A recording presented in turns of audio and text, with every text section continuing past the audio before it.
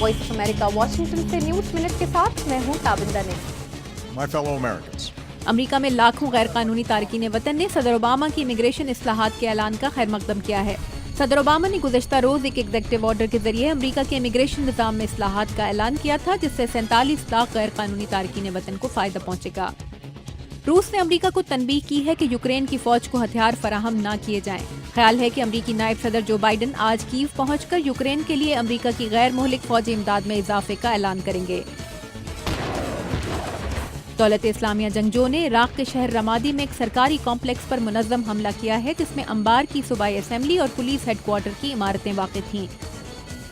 अमरीकी रियासत न्यूयॉर्क के शहरियों को नवंबर में गैर मामूली बर्फबारी के बाद अब बारिश और सैलाब के खतरे का सामना है। मंगल से जुमेरात तक मगरबी न्यूयॉर्क में पड़ने वाली 7 फुट से ज्यादा बर्फबारी से 8 से 12 हलाकतें हुई थीं।